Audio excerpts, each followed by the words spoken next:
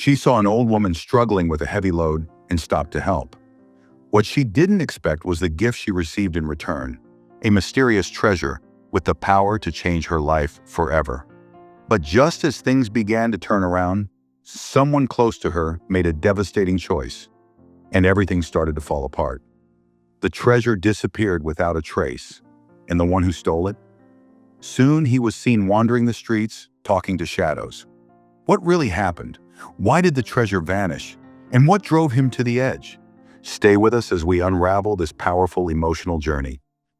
It was an afternoon thick with heat, the kind that could break a person. The sky was pale, and the ground cracked underfoot. Even the birds refused to fly. In the dusty heart of a quiet West African town, two friends walked side by side, sweat trailing down their backs. One was Zaria, known in her village for her quiet strength and patient spirit.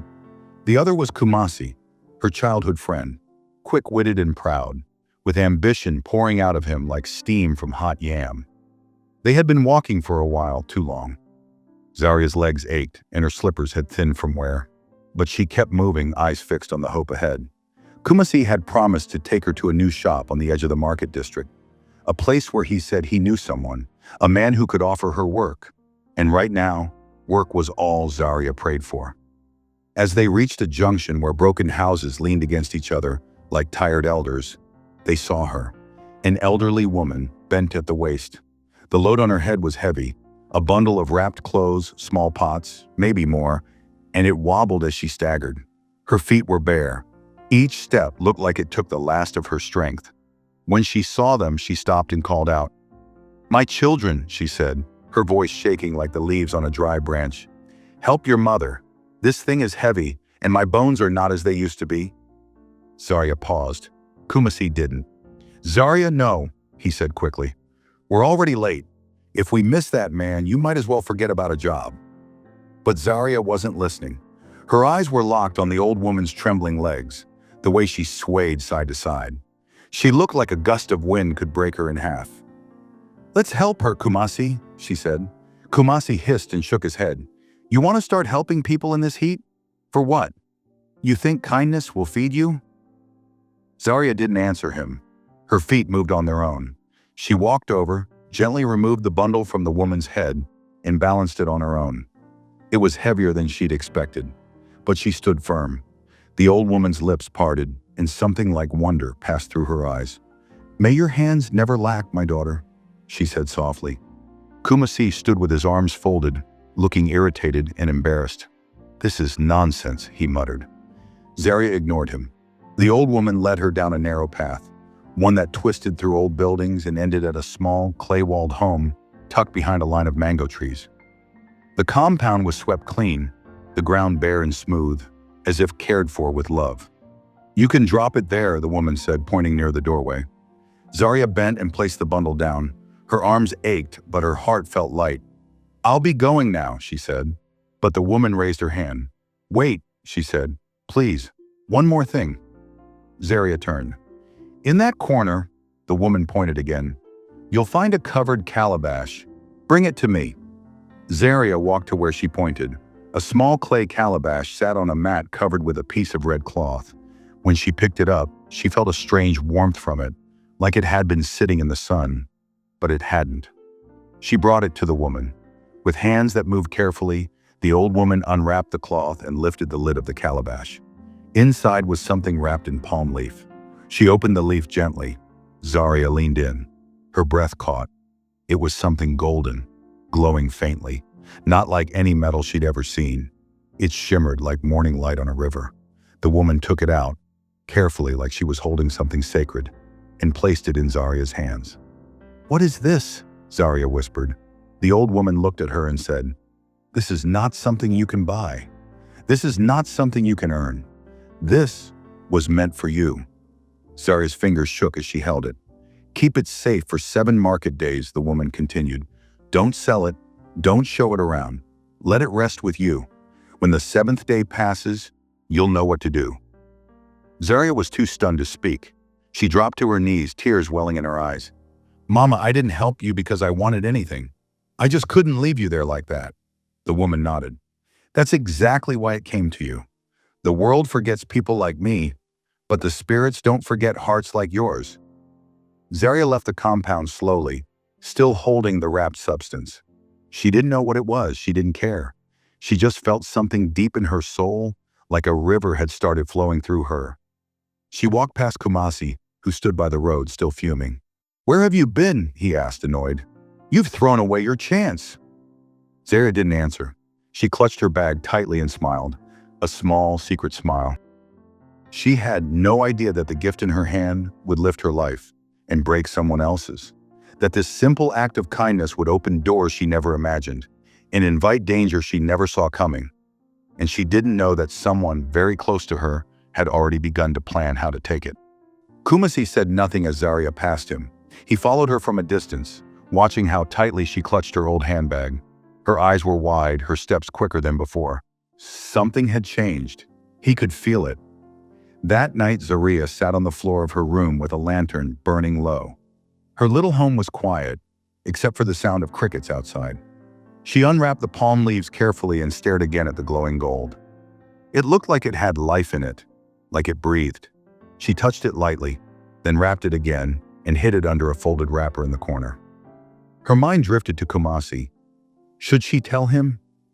He was her closest friend, but the way he acted today, something had felt off, cold, different. Still, she remembered how they'd grown up, shared Gary during hard times, sat by the roadside talking about what life could be. She decided to trust him. The next morning, just after dawn, she knocked on Kumasi's door. He opened it with sleep still in his eyes. When he saw her, he frowned. "You came early." "I had to tell you something," she said, her voice soft and careful. Inside his small room, she sat on a stool and unwrapped the treasure. When the gold caught the morning light, it filled the space with a warm glow. Kumasi's jaw tightened. "Where did you get this?" She told him everything. The old woman, the calabash, the strange feeling in her chest when she held it.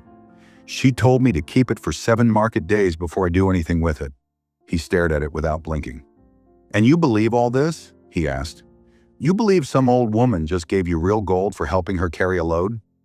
Zarya nodded slowly. "I don't understand it either, Kumasi, but I know what I felt. It felt right." He didn't answer, just stood and walked to the window. His back was to her. "Be careful," he said finally. "People do wicked things for less." Zarya left a few minutes later, unsure of what he meant, unsure of what he was thinking. But Kumasi's heart was no longer calm. He had seen the gold. He had heard her story. And now a part of him whispered, "Why her? Why not you?" That night, Kumasi didn't sleep. He sat outside his door, replaying everything in his mind. The next morning, he woke up with a decision. He would find the old woman himself. If she gave Zarya one, maybe she had more. Maybe he could get his own. He didn't tell anyone where he was going. He put on his cleanest shirt, grabbed his slippers, and followed the path Zarya had described. The sun was just beginning to rise, painting the sky in red and orange. He waited near the junction, eyes scanning every passerby.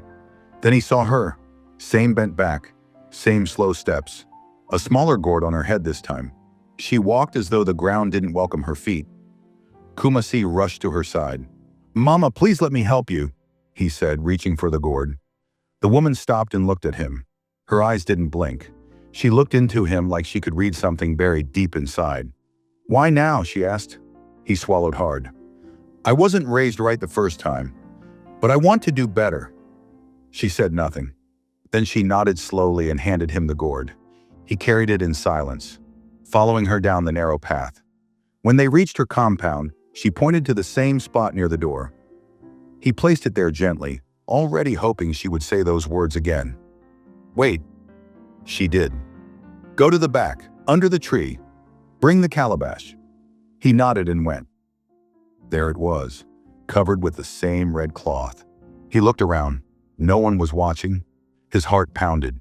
He lifted the cloth and opened the calabash. His breath caught. More gold. Not just one piece. 3, 4, maybe more. He touched one. It was warm. Then a thought crept into his mind. Take it. She won't know. He reached in, grabbed 3, slipped them under his shirt, and returned the rest the way he found it. When he came back to the front of the house, the old woman was waiting. She looked at him for a long time. "Did you take anything?" Kumasi forced a laugh and scratched his head. "No, Mama. I returned it just like you said." She nodded slowly. "Okay," she said. "Go." He left with the stolen gold pressing against his chest. He didn't look back. Kumasi walked fast, his heart louder than his footsteps. The 3 stolen pieces pressed against his chest, wrapped tightly under his shirt. He didn't feel the sun, didn't notice the stairs. All he could think about was what he now held. The gold, the treasure, his future, maybe. But as he stepped into his compound, something in the air shifted. The neighbors' voices sounded far away, muffled. A baby cried in the distance, but it echoed strangely in his ears. He ignored it. Inside his room, he locked the door, shut the window, and unwrapped the gold bars. He laid them on the mat like sacred beads, staring at them as if they would start speaking. "This is mine now," he whispered to himself. "No one will know." He hid them deep under his bed, tied in a cloth, and stuffed them into the corner between the wall and the floor. Then he lay back and smiled. But sleep didn't come. That night, Kumasi tossed and turned. His dreams were full of noise. Drums he couldn't see, voices calling his name, and something whispering in a language he didn't understand. He woke up sweating. The next day, he didn't go out.